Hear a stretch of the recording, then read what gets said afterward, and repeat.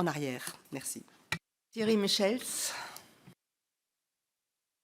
Merci Madame la Présidente.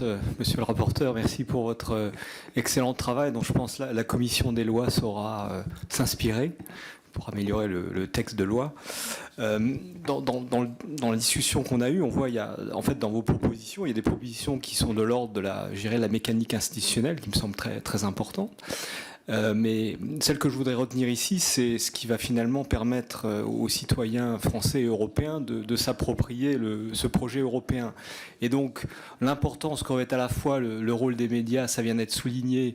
Il n'y a qu'à voir la couverture qui a été faite de la signature de la résolution commune entre nos deux parlements français et allemands pour voir le différentiel entre la couverture par les chaînes de télévision allemandes et les chaînes de télévision françaises. Donc, on voit qu'en France, on a...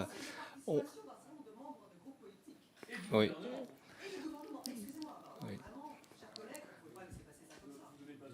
Donc je parlais en l'occurrence ici de la couverture médiatique, hein, indépendamment... Bon, très bien.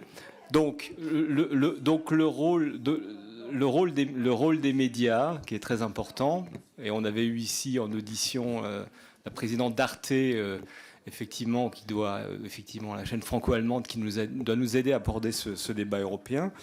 Et le deuxième point, c'est donc l'importance des consultations citoyennes européennes cette année, en 2018, qui sont, de mon point de vue, les seuls à même à permettre finalement aux citoyens français, européens, de s'approprier ce projet européen.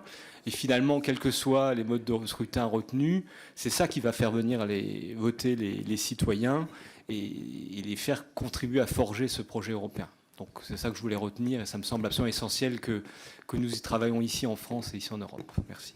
Merci. Pierre-Henri Dumont. Merci Madame la Présidente. Je suis désolé, hein, c'était vraiment beaucoup trop tentant de pouvoir reprendre la balle au bon par rapport à ce que vous disiez.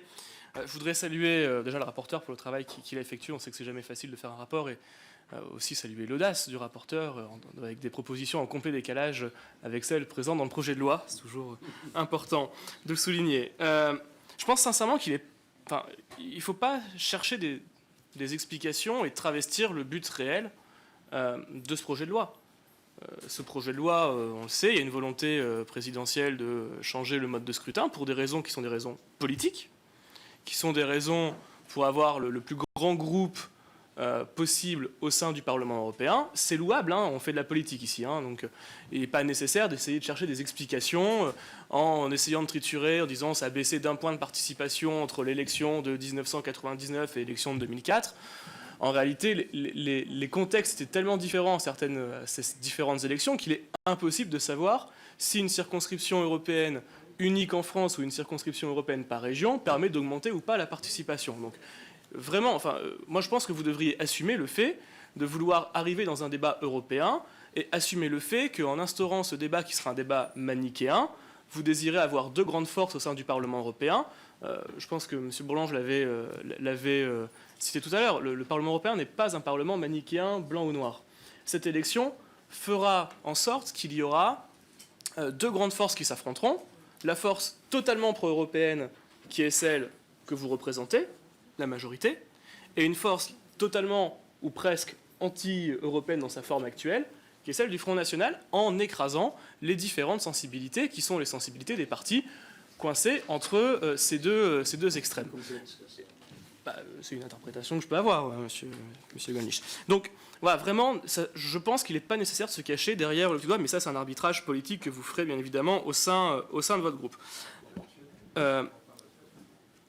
Parce que sur l'exposition, ce sera beaucoup plus simple, parce que, justement, au niveau des circonscriptions, même s'il était impossible de sillonner chaque marché, chaque quartier, chaque café, on avait des figures locales.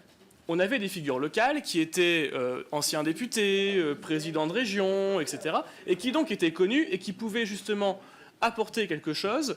Et on pouvait voter, vous savez très bien, que plus la circonscription est grande, et moins on vote pour l'élu local parce qu'on le connaît moins. Et ce sera le biais qui sera également celui qui sera visible au moment de votre décision de diminution du nombre de circonscriptions, et donc diviser par 2 le nombre de circonscriptions en France. Donc à partir de ce moment-là, vous faites ce choix d'arriver sur une opposition manichéenne, c'est un choix que je respecte, Et par contre, je ne retiens pas l'argument de dire, j'ai déjà un peu touché le sujet tout de suite, mais on n'a pas pu avoir de permanence partout, il est compliqué d'avoir un député européen qui se balade sur l'ensemble d'une région.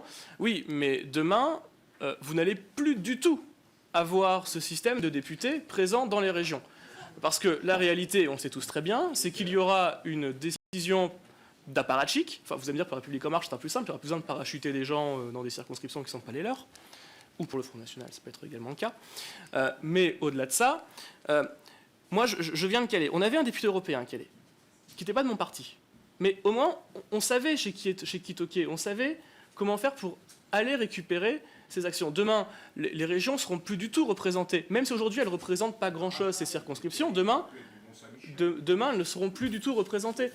On sait tous très bien que les provinces vont souffrir, et les outre-mer, vont souffrir d'une surreprésentation parisienne et d'une surreprésentation de grandes figures nationales qui en réalité... Pardon ? Oui, bah écoutez, ça c'est le choix des électeurs. Donc, c'est un écueil qui, pour moi, est extrêmement important au sein de ce projet de loi. Alors, évidemment, il n'y a pas de solution miracle, on le sait tous.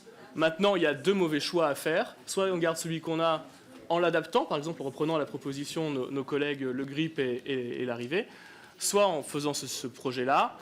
Vous avez bien compris que la position de mon groupe n'est pas celle-là. Et si vous voulez un vrai sujet européen, je rappelle également qu'on a, depuis 2014, des Spitzenkandidaten qui permet d'avoir une vraie position européenne et un vrai débat au sein de l'Union européenne et où on n'a pas besoin d'arriver sur des listes transnationales pour tous les problèmes qui ont pu être évoqués, en particulier la question du post-Brexit, s'il y a une marche arrière qui est faite par nos partenaires. Et puis, une fois de plus, je suis désolé, mais ça va être peut-être un peu cruel ce que je vais dire, mais pour réintéresser à l'Europe, je ne suis pas convaincu qu'en ayant une tête de liste d'un pays qui est très éloigné, je ne vais pas citer le plus pour forcer personne, mais qui est très éloigné de la France, permette à un Français de se dire « je vais m'intéresser à ce candidat et à ce qu'il propose ». Enfin, j'ai un peu de mal à saisir ça. Peut-être que je me trompe, mais j'ai beaucoup de mal à le saisir, l'intérêt de cette liste transnationale.